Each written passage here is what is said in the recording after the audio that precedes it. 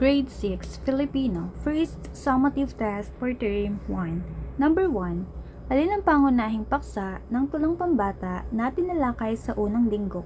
A. Karapatan ng mga bata. B. Mga uri ng hayop. C. Mga bayani ng bansa. D. Mga anyong lupa. Ang tamang sagot ay letter A. Karapatan ng mga bata. Number 2. Bakit mahalagang napagsusunod-sunod ang mga pangyayari sa isang tekstong naratibo? A. Upang mapabilis ang pagbabasa. B. Upang maunawaan ang daloy ng kwento. C. Upang dumami ang tauhan. D. Upang mabago ang wakas. Ang tamang sagot ay letter B. Upang maunawaan ang daloy ng kwento. Number 3. Ano ang tawag sa lugar at panahon na pinangyarihan ng kwento o tula? A. Tauhan. B. Tagpuan. C. Paksa. D. Pamagat. Ang tamang sagot ay letter B. Tagpuan. Number 4. Alin ang kahulugang denotasyon ng salitang bahay? A. Tahanan ng pagmamahal. B. Lugar ng tirahan ng tao. C. Simbolo ng pamilya. D. Pinagmulan ng alaala. Ang tamang sagot ay letter B. Lugar na tirahan ng tao. Number 5.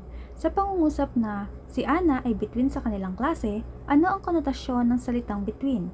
A. Isang bagay sa kalangitan. B. Isang uri ng planeta. C. Mahusay o hinahanga ang tao. D. Ilaw sa gabi. Ang tamang sagot ay letter C. Mahusay o hinahanga ang tao. Number 6. Sa pangungusap na nagbigay ang guro ng payo, sino ang kaganapang tagaganap o aktor? A. Nagbigay. B. Guro. C. Payo. D. Ang. Ang tamang sagot ay letter B. Guro. Number 7. Ano ang pandiwa sa pangungusap na sumunod ang bata sa utos ng magulang? A. Bata. B. Utos. C. Sumunod. D. Magulang. Ang tamang sagot ay letter C. Sumunod. Number 8. Ano ang layon ng isang slogan tulad ng Bata, mahalaga ka? A. Manakot sa mambabasa. B. Manghikayat at magpaalala. C. Magkwento ng alamat. D. Magbigay ng pagsusulit.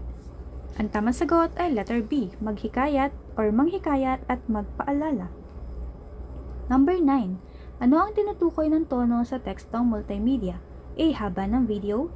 B. Damdamin o paraan ng pagpapahayag. C. Bilang ng larawan. D. Sukat ng papel.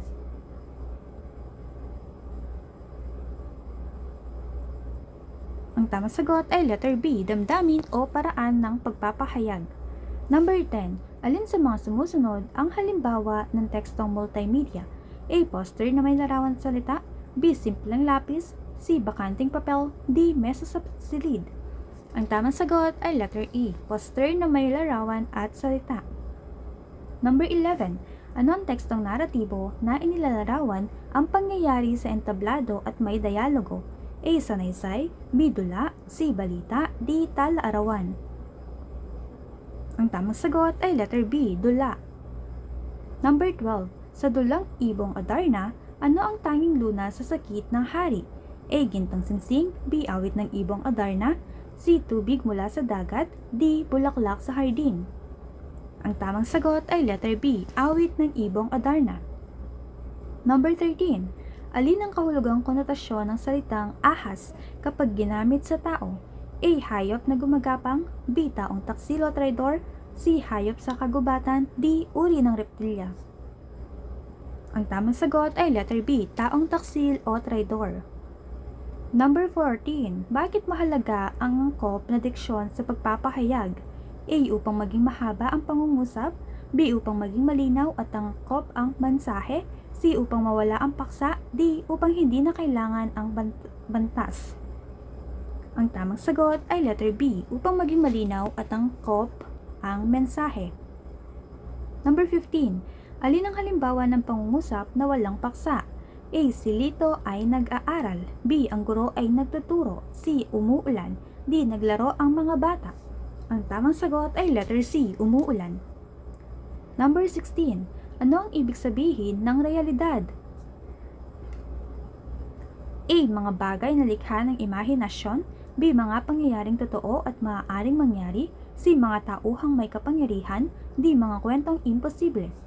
Ang tamang sagot ay letter B. Mga pangyayaring totoo at maaaring mangyari. Number 17. Alin ang halimbawa ng pantasya? A. Pagpasok ng bata sa paaralan. B. Pagluluto ng nanay sa kusina. C. Paglipad ng mahiwagang puno. D. Pagbasa ng aklat sa silid. Ang tamang sagot ay letter C. Paglipad ng mahiwagang puno.